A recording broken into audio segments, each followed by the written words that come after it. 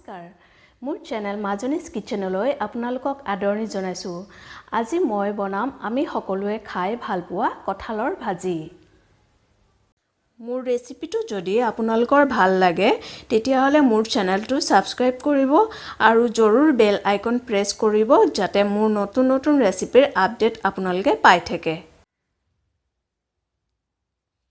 কঁঠাল ভাজি বনাবৰ কাৰণে মই এটা সৰু চাই কঁঠাল লৈ এটো সাইজত কাটি লৈছো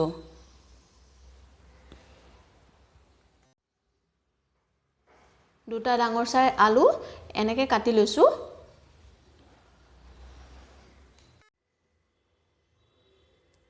গুড়ি মছলা লৈছো 1 টিস্পুন জিৰা 1 টিস্পুন ধনিয়া 1 টিস্পুন কাশ্মীৰী লাল মিৰ্চ পাউডাৰ 1 টিস্পুন হালধি 1 টিস্পুন গৰম মছলা আৰু নিমখ আন্দাজ অনুসৰি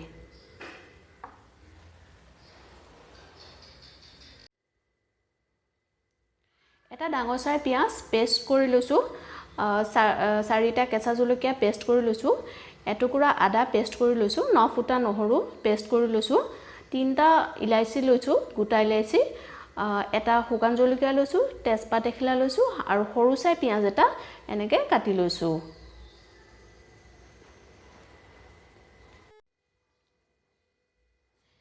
এই ৰান্ধাখিনি মই সৰিয়হ তেলত কৰিম তাৰ বাবে মই সৰিয়হ তেল লৈছো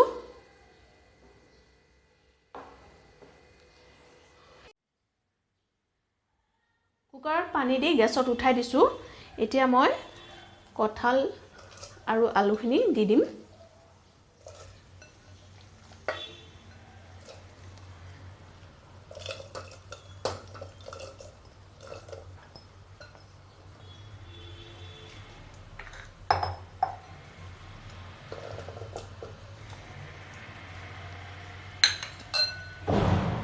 অকমান নিমখ দি দিছো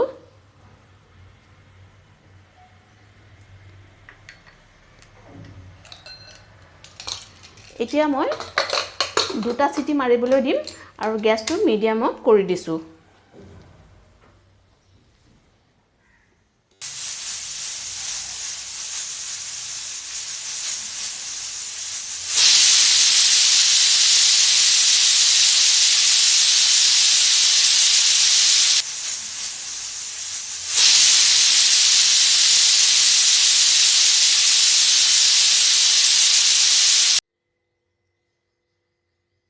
কেৰাহীত তেল দি গেছত উঠাই দিছো এতিয়া মই গোটা ইলাইচি তিনটা দি দিম এনেকে ফালি দিছো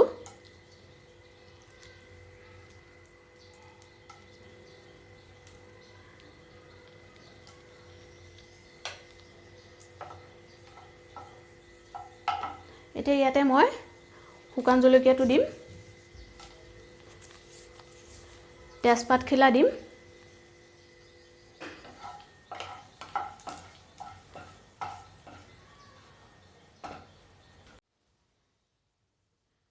এতিয়া মই কাটি থোৱা পিয়াজখিনি দি দিম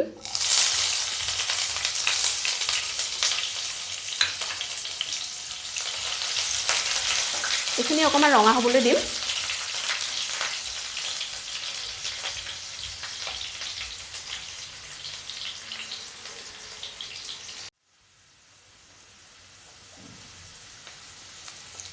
এতিয়া ইয়াত মই পেষ্ট কৰি থোৱা পিয়াজখিনি দি দিম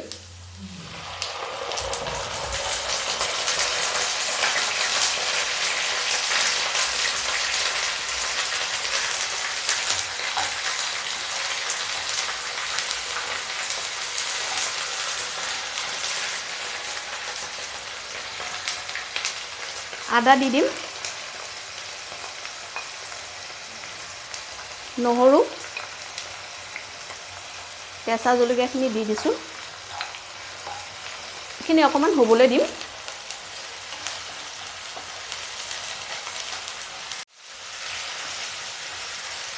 এতিয়া ইয়াত মই এটা এটাকৈ গুড়ি মছলাখিনি দি যাম জিৰা দিছো ধনিয়া কাশ্মীৰী লাল মিৰ্চ গৰম মছলা হালধি আৰু নিমখ মই আন্দাজ অনুসৰি দিছোঁ। এইখিনি মিক্স কৰি দিম।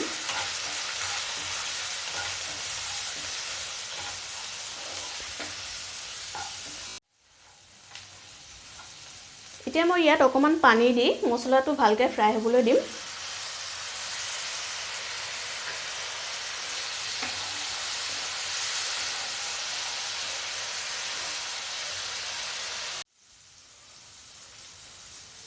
মছলাখিনিয়ে তেল এৰিবলৈ ষ্টাৰ্ট কৰিলে এতিয়া ইয়াত মই বইল কৰা আলু আৰু কঁঠালখিনি দি দিম।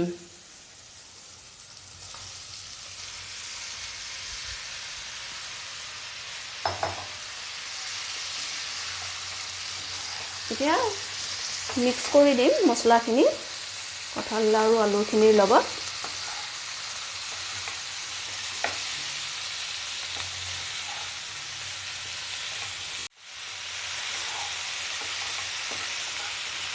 এতিয়া মই ইয়াত অলপ পানী দি দিম।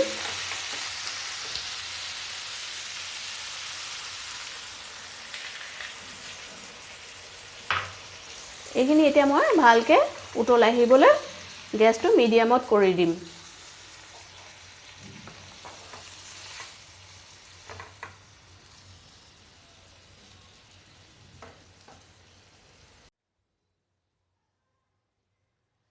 পানী অকণমান কম লাগিছে, মই আৰু অকণমান পানী দি দিছোঁ ইয়াত।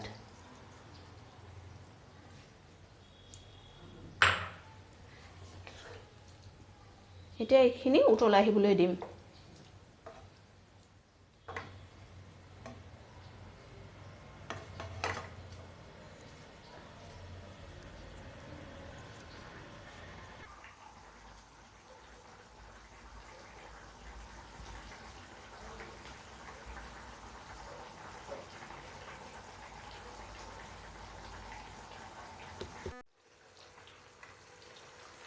আমাৰ কঁঠালৰ ভাজি হৈ গৈছে। এতিয়া এইখিনি মই সাৰ্ভ কৰিম।